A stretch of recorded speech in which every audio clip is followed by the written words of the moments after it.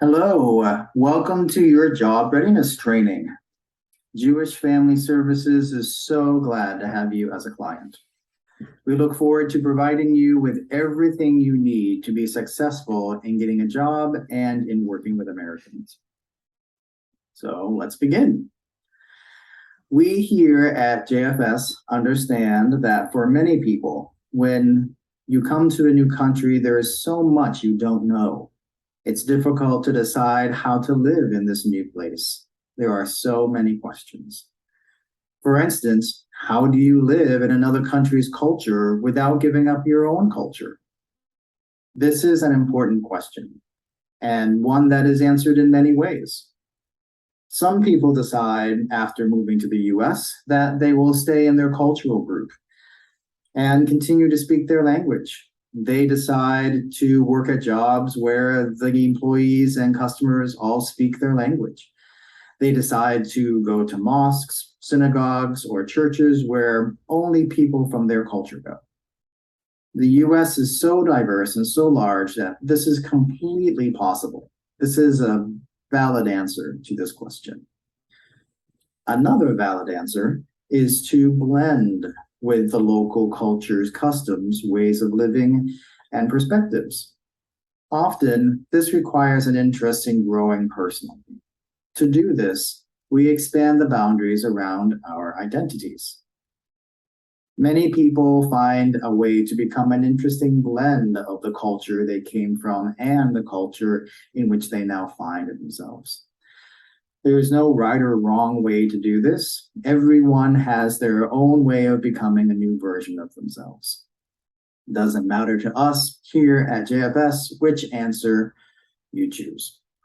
We are interested in giving you as much knowledge as possible about the American workplace and American culture.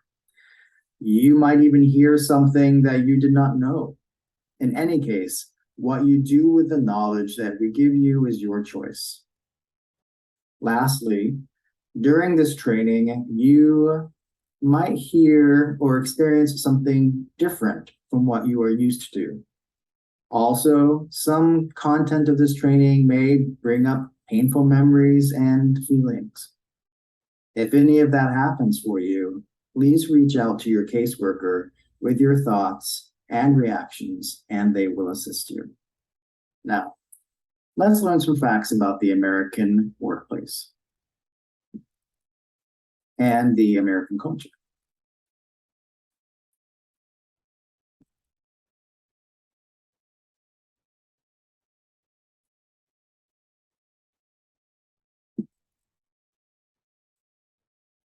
Okay.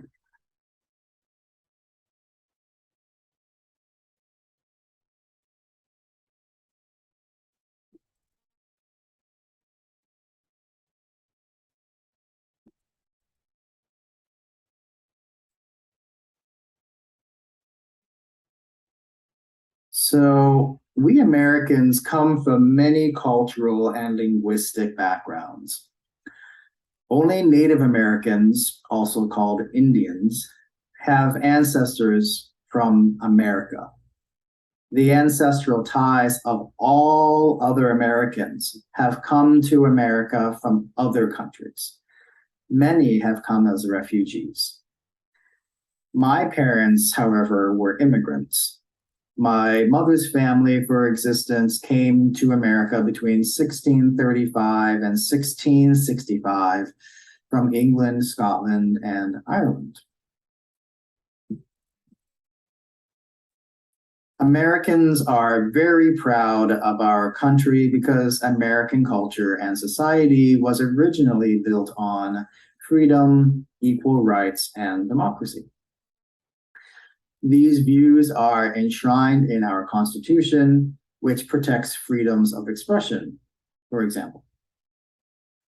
This means that Americans are allowed to say whatever we like about the president, the police, the governor, the senator, as well as anyone in political office or power.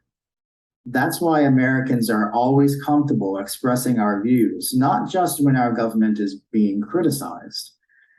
We feel that it is our right to protest when something is done in our country that we do not like. So we feel comfortable talking.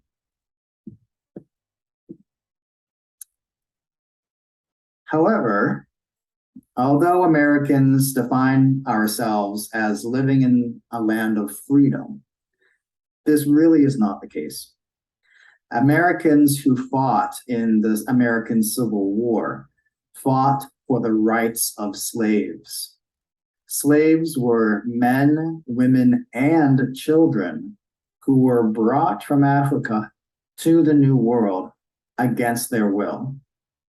They were then sold to farm owners to provide free labor. Now, after the Civil War, slaves were finally released. However, cultural differences remain, especially in the American South. Until about 50 years ago, the South had segregation laws. Fortunately, these laws no longer exist today. The current situation of Native Americans in the United States is particularly alarming. So Native Americans who lived on this continent at least 15,000 years ago, before we arrived, were massacred by the young American government. They were forcibly expelled from their ancestral lands, and today only 5 million Native Americans remain. Their traditions, ways of life, and language are slowly disappearing. Now, only 22% of Native Americans today live on reservations. These reservations are mostly in rural areas of the states California, Arizona, and Oklahoma. Many Native Americans face discrimination everywhere, but on the reservations particularly, they experience lack of access to transportation, poor food quality, and low-paid jobs, as well as lack of access to education and employment opportunities. So, because of their mass trauma, Native Americans today experience substance abuse, crime, and trauma-related mental health issues. However, lately, some things are getting better for Native Americans. Today, Native Americans are political leaders and work in political offices. For example, Deb Haaland, a Native American member of the Laguna Pueblo people, was appointed by Joe Biden in 2021 as Secretary of the United States. A Native American has never been Secretary of the Interior before. Negative American views of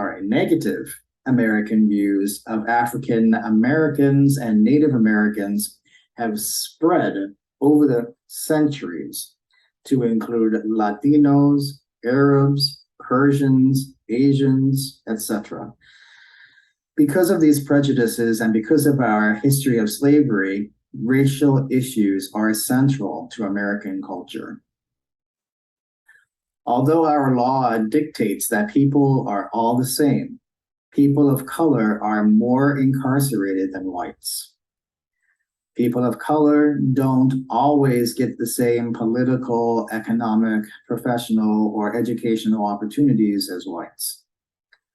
For example, most non-white Americans at this time are poorer than white Americans.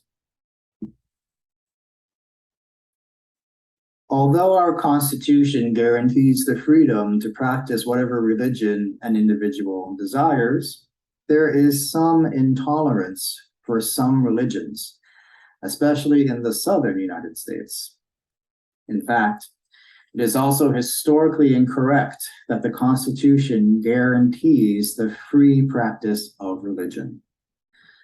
Until 1978, for example, certain aspects of Native American sacred ceremonies were a crime, which was prohibited by law for anyone to practice. So it is important to note that most Americans, approximately 62%, are Protestant Christians. Therefore, many Americans believe that America is a Christian country. However, the country was not founded on the Christian faith, and about 30% of the nation is secular.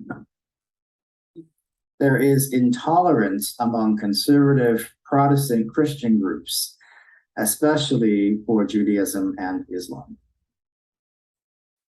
For decades, the religious beliefs of many Americans have interfered in politics. This is a problem because our country is established in a strict division of church and state. In the United States, religious beliefs and practices remain private. In the United States, religion should not influence public places or political ideologies and foundations. In practice, however, this division has become less apparent over the decades. As a result, there have been years of fighting over issues such as gay rights, abortion, and the teaching of the Bible in public schools, for example. But whatever the popular belief, for now, the US Constitution legally upholds the right of an individual to practice his or her religion. The Constitution protects us all from the discrimination and hate crimes that result from an individual's intolerance of our religious beliefs and practices.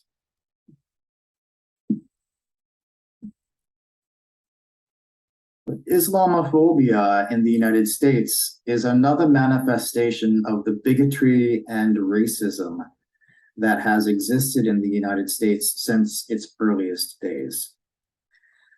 As it turns out, since 9/11, Muslims have become America's new target for hatred, as can be seen in President Trump's recent ban on Muslim immigration, which has expired.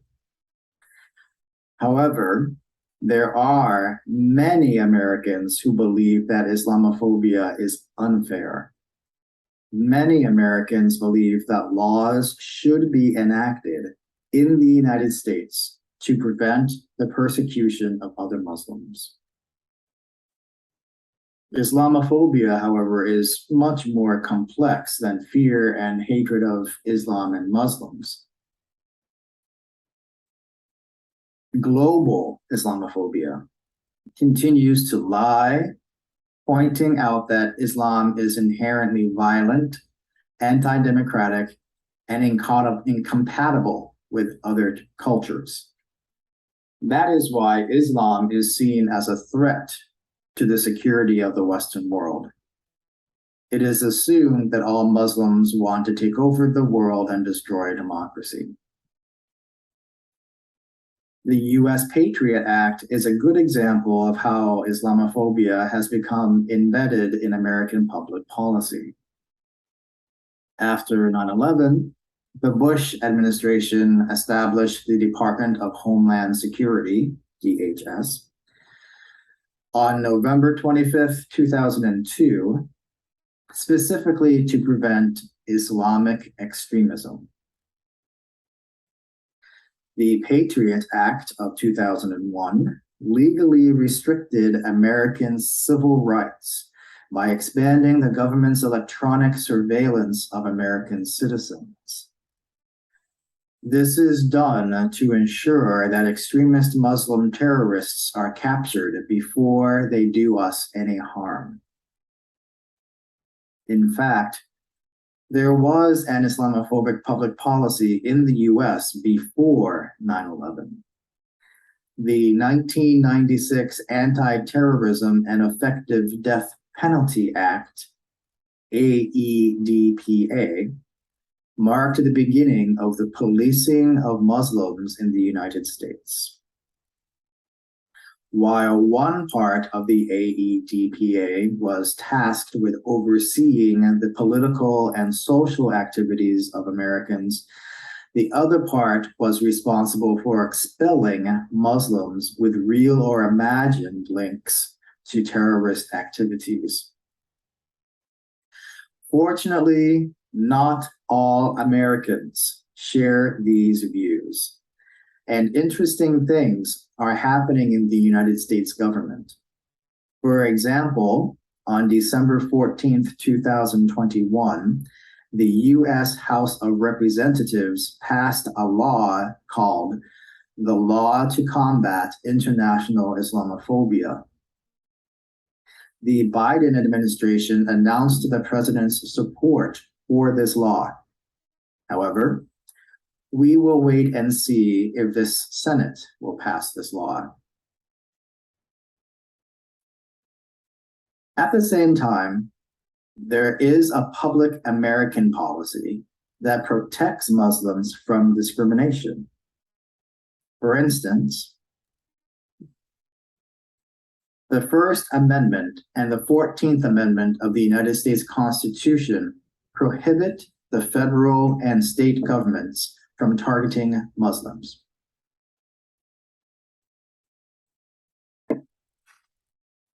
These amendments guarantee the freedom of religion and the right of all Americans to live without discrimination. These amendments prohibit the federal and state governments from making laws or regulations that specifically prohibit women from wearing the hijab. Also, the 14th Amendment and most federal civil rights laws prohibit discrimination against women who wear the hijab. Federal and government officials and some private agencies must follow the law. However, the Constitution allows the enactment of laws or regulations that apply to anyone, such as a rule that prohibits all people in the United States from covering our heads.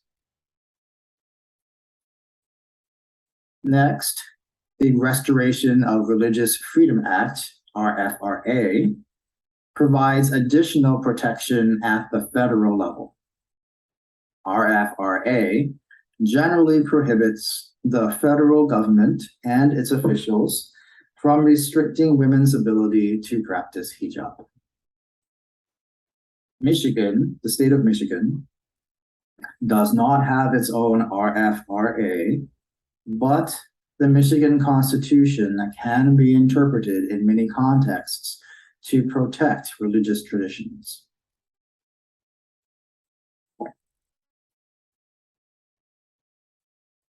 The Religious Land Use and Institutional Persons Act, RLUIPA, generally prohibits government officials from restricting women's ability to practice the hijab when they are detained in any institution that receives federal funding, such as a state prison or a migration detention center. Title VII of the Civil Rights Act of 1964 generally prohibits workplaces from dismissing, refusing to hire, or disciplining a woman because of her religious traditions, such as hijab. The Equal Employment Opportunity Commission, EEOC, specifically says it is illegal to refuse to hire someone because they think customers and coworkers may be unhappy with the hijab practice. Many states, counties, cities, and towns have additional laws that protect Muslim workers from discrimination, threat, and harassment. If you have been discriminated against or harassed for wearing the hijab, or if you have been banned from wearing the hijab, you are not alone. Don't be silent. Take action. Contact your local American Civil Liberties Union office. The information for how to do that is here in front of you on this slide. We have the ACLU of Michigan, For more information on discrimination against Muslim women, you can contact the Women's Rights Project at the American Civil Liberties Union, also here on this slide. You can contact the Program on Freedom of Religion and Belief, also at the American Civil Liberties Union. You can also complain to your nearest EEOC field office. Here in Michigan, that is in Detroit. And there is information about that on your slide here. Now, individuals visiting this office must present a photo ID at the security screening. And they do accept walk-ins, but scheduling an interview is strongly recommended. And individuals with appointments will be given priority. So we encourage you to schedule an interview through their online system. National and local Muslim community and advocacy groups and anti-discrimination organizations may also be great resources. A good place to start here in Michigan would be the Council on American Islamic Relations in Michigan, which is also provided on the slide. Okay, so now we're going to talk about American communications. Now, even when Americans say hello and how are you and smile when we welcome you, we sometimes don't go deeper than that. Usually when we say, how are you? It's not really a question, and we're not really looking for an answer. It's really just another way of saying hello. Americans will laugh a lot, often say please, and many will say thank you. We Americans are nice, friendly, and outgoing. However, American friendship can sometimes only be on the surface. Writing is used for important and formal communication. If you sign a piece of paper, Americans will take that paper seriously. Anything you sign can be considered a legal contract, and these contracts will be enforced by the court. In other words, if you agree to do something and you sign something that says you will do it, if you do not do what you agree to, someone else can take you to court. All right, so eating. We Americans use our hands to eat certain foods. Common foods that we Americans eat with our hands are food items such as toast, bagels, pita bread, hamburgers, sandwiches. We Americans will also eat small items with our hands, for instance, potato chips, nuts, French fries, or candy. We will eat more fruits and vegetables by hand, such as carrots, apples, grapes, and bananas. But for everything else, we Americans use tools such as knives or spoons. Most hot liquid, like soup, will be eaten using a spoon. We do not drink soup. Dishes and plates remain flat on the table at all times. We only remove them from the table when the meal is over. Regardless of what we eat, everything will be eaten using bowls and plates. Americans, we do not share our utensils, food packages, or plates. However, we sometimes share our food with others. Some people will use chopsticks to eat Asian food, such as sushi or kung pao chicken. However, not every American knows how to use chopsticks. For more wealthy Americans, There is a more formal way of eating that includes many different kinds of spoons and some types of knives and other silverware, depending on what food is being served. However, everyday Americans, we usually don't eat in this formal way. Okay, so American celebrations.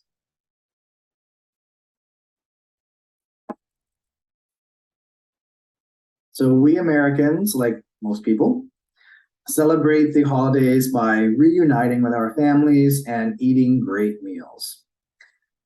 America's biggest holiday is Christmas, celebrated on December 25th, and Independence Day, celebrated on July 4th. Thanksgiving is celebrated on the fourth Thursday of November every year. Thanksgiving is officially celebrated as a time to appreciate all the things we Americans have. However, Native Americans are boycotting the Thanksgiving holiday. We had a lot of violence with American settlements. The Indians had a lot of violence with American settlements. Native Americans do not celebrate the arrival of Americans. In fact, since 1980, many Americans have boycotted Thanksgiving in the United States and instead celebrate Thursday, November 4th every year as the National Day of Mourning. New Year's Eve, celebrated on December 31st at the end of the calendar year, is another great celebration. People stay up late and count the time until midnight. The New Year is celebrated with fireworks and drinks, officially with champagne. And Halloween, celebrated on October 31st, is a pre-Christian celebration from Northern Europe. It is celebrated today as a time to relax, be silly, dress up, and have fun in funny clothes. Birthdays are also very important. However, there is a religious group, the Jehovah's Witnesses, that do not celebrate birthdays. Many Americans celebrate our birthdays with gifts, cakes, and parties. People of all ages will often have parties and invite neighbors, colleagues, and friends to celebrate the birthday.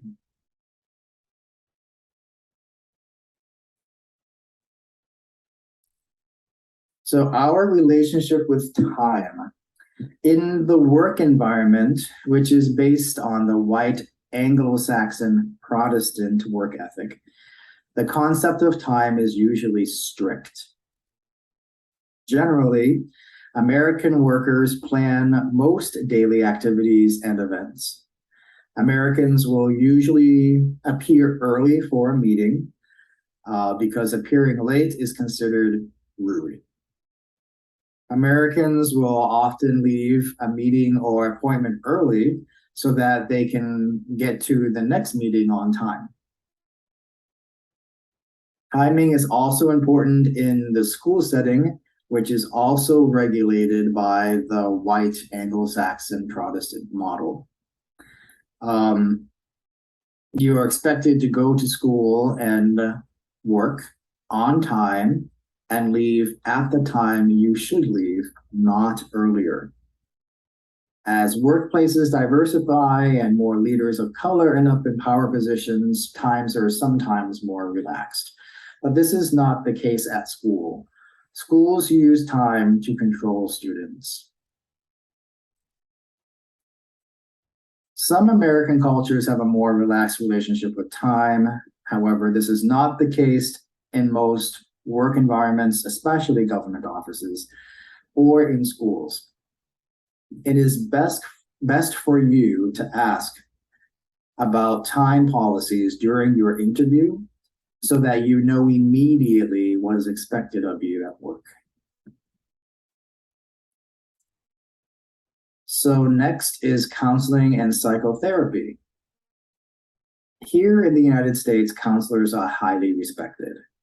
It is very common for Americans to see a counselor to help them through the death of a family member or other tragic and traumatic events. This is culturally acceptable, and only a few people these days think badly of anyone who goes to a counselor. Men and women go to a counselor and sometimes the couples even go together. Now, nearly every school has a counselor to help students talk about things that are bothering them or help them achieve their goals, such as going to college. If your student needs to see a counselor, this can be a great help to your family and has no negative impact on your family at all. Most students go to a counselor and even more are on mental health medication. This is considered very normal here in the United States.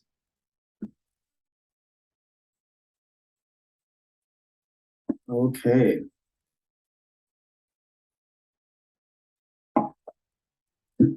So LGBT rights and laws. Here in the United States, people who are gay, lesbian, bisexual, or transgender are mostly considered equal to all other Americans. The US federal government protects LGBT individuals in the following ways. Same-sex sexual activity is legal. Age of consent is legal. There are anti-discrimination laws in employment. There are anti-discrimination laws in housing. Gender identity and sex are protected classes, and discrimination against them is illegal. Transgender people are always allowed to participate in sports. Hate crimes against gender identity and sexual orientation are illegal. Refugees can apply for asylum based on sexual orientation. Same-sex marriage is legal. Stepchild and joint adoption is legal. Lesbian, gay, bisexual, and transgender individuals can serve in the military, and it is legal for anyone to change their legal gender. So here in the United States, homosexuality and transgender identity are not considered a mental illness. There are other protections determined by state as well. You can find that on the internet. Okay. Federal laws prevent public LGBT employees from being fired because of our identity. However, if you are LGBT and work in a private company, your job may have different rules and practices regarding harassment. When you start your job, talk to your HR department if you have any questions. They will keep your questions and information private and confidential. That's the law. Okay. If you are LGBT and believe you are suffering discrimination at work, you can file a complaint with the EEOC. You can also report your case to the ACLU. The ACLU gives free legal help to people whose rights are being abused. The ACLU has programs for LGBT rights and represents LGBT people who have been harassed. If you need legal help, find your nearest ACLU location. Lastly, you can reach out to Lambda Legal, the biggest national LGBT legal aid organization. Lambda Legal's help desk can review your case and connect you to a local representative who will help you. The main point is, in the United States, it is not acceptable to verbally or physically attack or harm an LGBT American. In the US, you can be arrested and put in jail for doing so. Okay, so that's the end of day one. I look forward to seeing you tomorrow for day two of the training. Take care.